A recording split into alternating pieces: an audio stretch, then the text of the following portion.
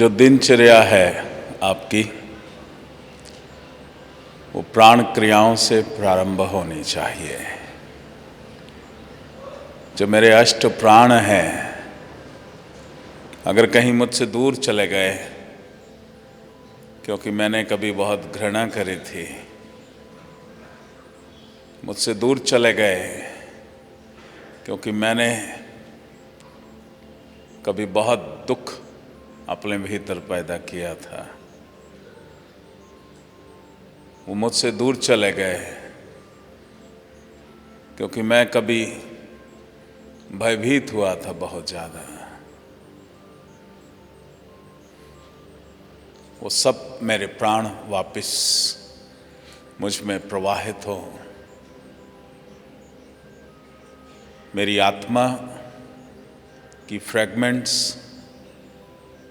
जो कहीं अंधकार में किसी दुखद घटना में अटक गई थी, किसी भी डायमेंशन में, वो सब वापस आ जाएं और मैं पूर्णता को प्राप्त हूँ। इसलिए सबसे पहला हम लोग को सुबह प्राण क्रियाएं करनी है, उसके पश्चात हमको शिव योग ध्यान ये करना है। याद रखो, शिव योग कहता है कि 3 चीज़ें जरूर करना है अपने जीवन में। साधना, सेवा और संकीर्तन। आप लोग अभी 3 दिन से अनुभव कर रहे हैं कि ध्यान संकीर्तन जब हम करते हैं तो हम कितने गहरे ध्यान में चले जाते हैं। उस समय संकीर्तन करते करते आप भजन गा रहे हैं, लेकिन आप एक डिफरेंट डायमेंशन में प्रवेश कर जाते हैं। सभी प्राणों को इंटैक्ट करना है, पूर्णता को लाना है, क्योंकि मैंने पहले दिन कहा था ना, seek and it shall be given to the seeker, but who seeks is me.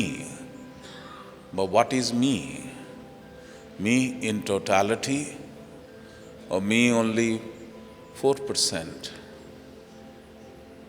And 96% of me, which I am not aware, is seeking something different. जो मेरा बाकी भाग है वो तो कुछ और चाह रहा है, क्योंकि उसमें कोई और मैप, कोई और माइंड मैपिंग मैंने कर रखी है, इसलिए वो नहीं मिलता। और जब मैं पूर्णता को प्राप्त हो जाता हूँ, उस समय मैं जो भी इच्छा करता हूँ, प्रकृति हमेशा तैयार है हमको देने के लिए। हमेशा जो भी हम मांगते हैं हमें देने के लिए तैयार है, लेकिन हमें पहले पूर्णता को प्राप्त तो होना है। जब मैं पूर्ण हो जाऊंगा, उस समय मैं जो भी मांगूंगा उसी समय वो फलीभूत होगा। It will materialize into the physical reality. इसलिए पूर्णता को प्राप्त करने की प्रतिदिन चेष्टा करनी है। अधूरे रह के अधूरा जीवन नहीं जीना।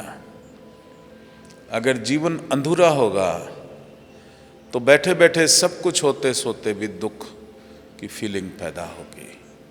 अगर बैठे बैठे किसी को घबराहट हो रही है, बैठे बैठे किसी को दुख हो रहा है, तो ये इंडिकेट कर रहा है बगैर कारण के कि the part of your soul is stuck in the darkness. वो किसी जीवन में कहीं अटक गई थी, उसको वापस लाना है, पूर्णता को प्राप्त होना है।